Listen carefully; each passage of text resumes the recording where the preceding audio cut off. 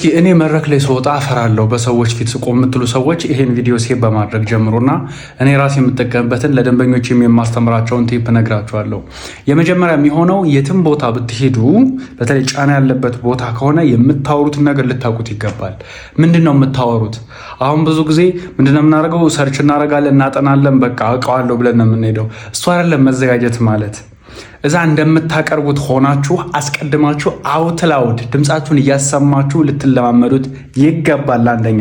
ሁለተኛ ደግሞ እኔ የምጠቀምበት እጅግ በጣም የሚያግዘኝ ሳይኮሎጂካል የሆነ መፍትሄ ሁልጊዜም ፐብሊክ ስፒኪንግ ሰዎችን ማገልገል ነው። አለቀ። ለምን ራሳችን ላይ ብቻ ፎከስ እንዳናደርግ ያግዘናል።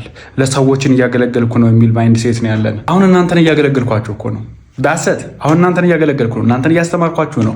ግን አለባበስ የተቹት ይሆን ወይ አነጋገሬን ወይ ጸጉር እንዴት ነው ኤቭሪቲንግ በቃ ሰልፍ ኮንሽስ ለመሆን መሞክር ከሆነ እንደዛ ማሰብ አይቻልም ማለት ቀላል ነው ማለት አይደለም። አለማሰብ ቀላል አይደለም። ነገር ግን በተቻለ መጠን ትኩረታችሁን መቼም ቢሆን መድረክ ላይ ስትወጡ የምታወሯቸው ሰዎች ጋር አድርጉት።